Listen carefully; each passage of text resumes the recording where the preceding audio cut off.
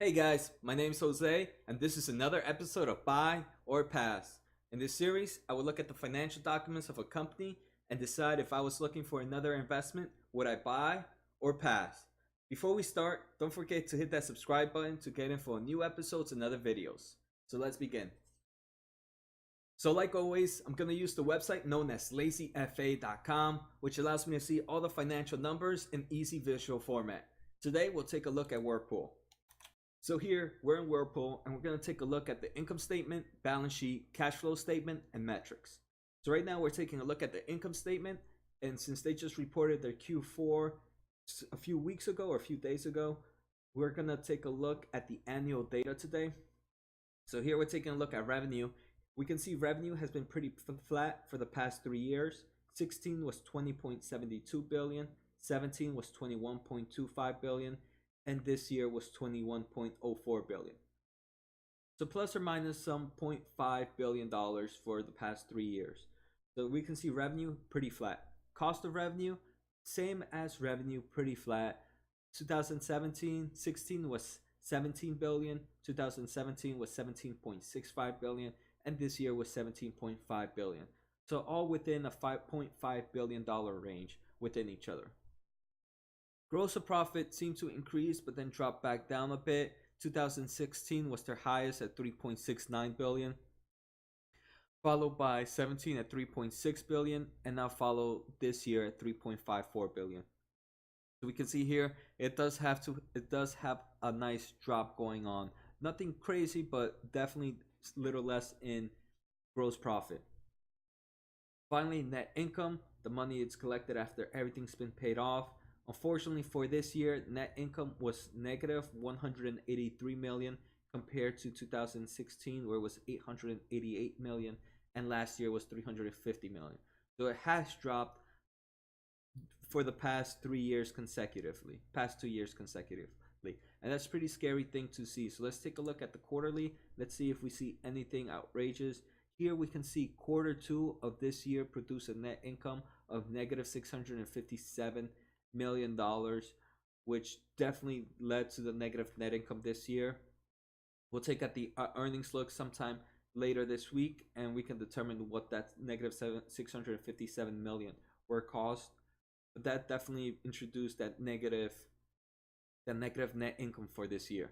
Then we have, for last year, there was a year Q4 of negative net income of negative 268 million dollars.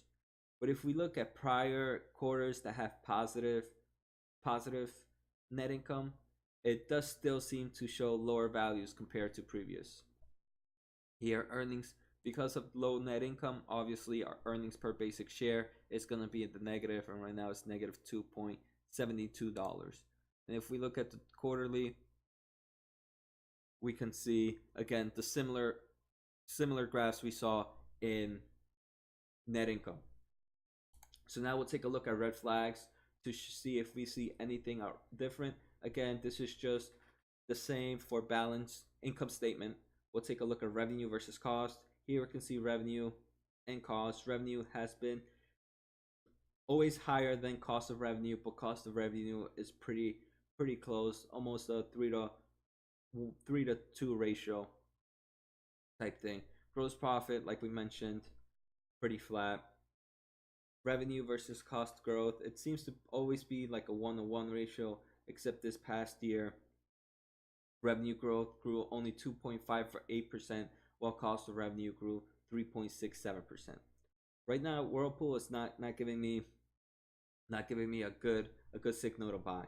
So gross margin is pretty stable around the teens. In 2016 it was 17.8, in 2017 it was 16.9, and this year was 16.8. So nothing crazy going on in the gross margin, but gross margin is not what we really care about. It's profit margin. It's how much money they keep after everything. And we can see there's been a steady drop since 2016. 2016 was 4.3%, last year was 1.6%, and this year was 0.9%. And if we look at the quarterly data, we can see Q2 is the main culprit for this negative profit margin at negative 12.8%. So here we see if there's any red flags here, and Lazy FA has provided two flags. The first flag is that the net margin is currently negative, and definitely right now net margin is currently negative, and we saw that. So that's a good thing to note. And the next is top of bottom line divergence alert. So this just tells us that net income growth is not growing at a steady, it's actually decreasing.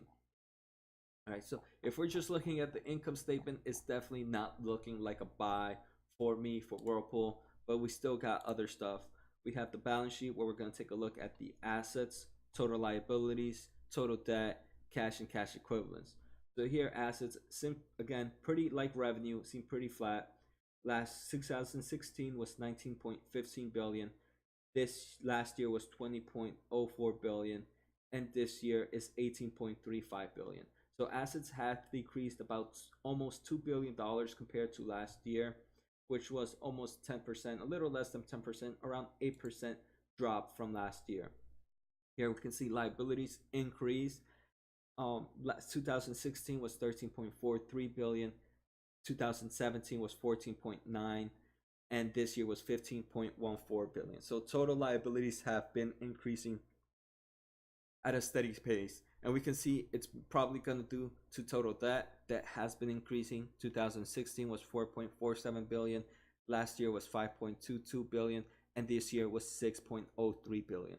So total debt is increasing while assets seem to be decreasing and liabilities increasing.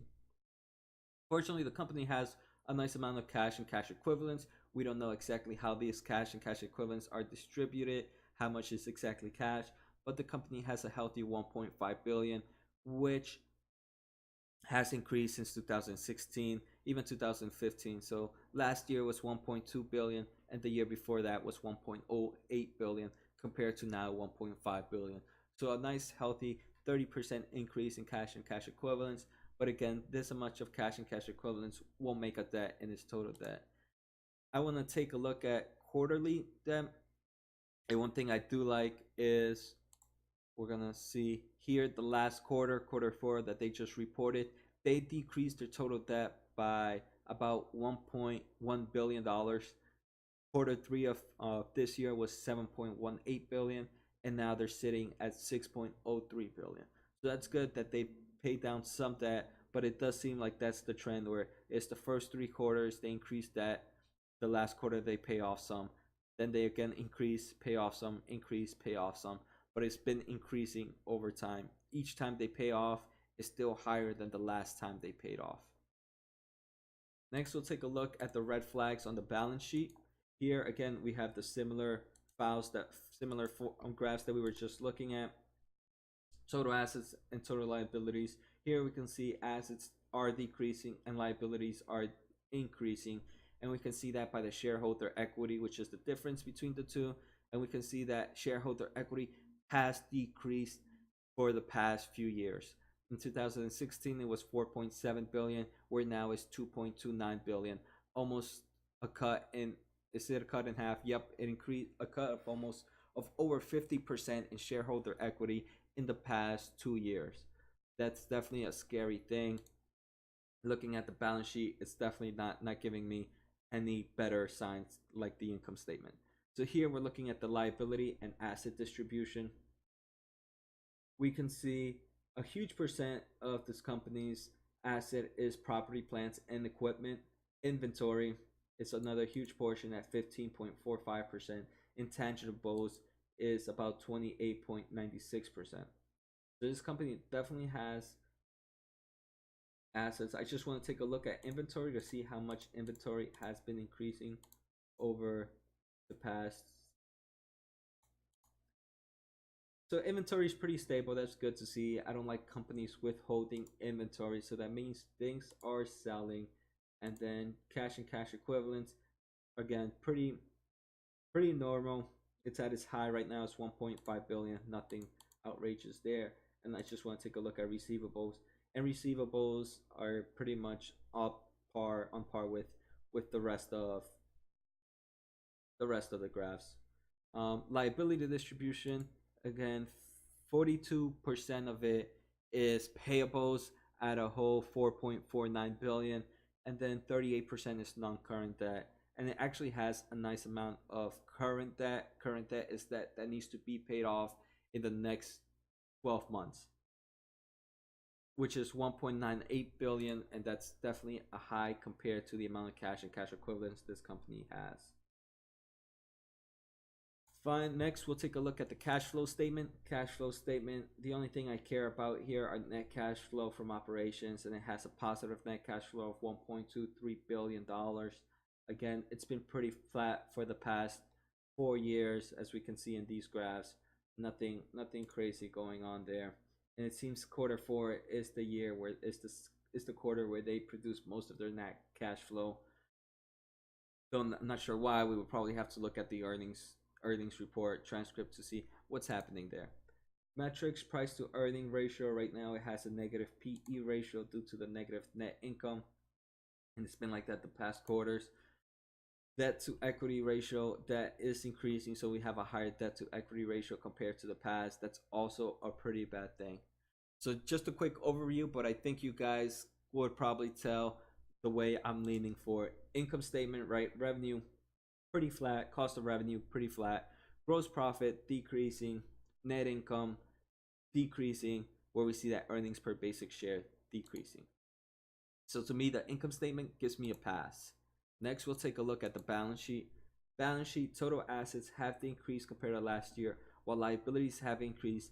Total debt has also increased dramatically, while cash and cash equivalent is a healthy amount, but to me, this total debt and total liabilities are too much for me to bear compared to the increase of total assets. So for me, balance sheet is giving me a pass. Cash flow statement, again, it's been pretty flat. This company to me does not seem to be making any more money than it's already making, and I don't see them unless they make something crazy. This does not seem to change within the year. So based on all that, I would have to give Whirlpool a pass.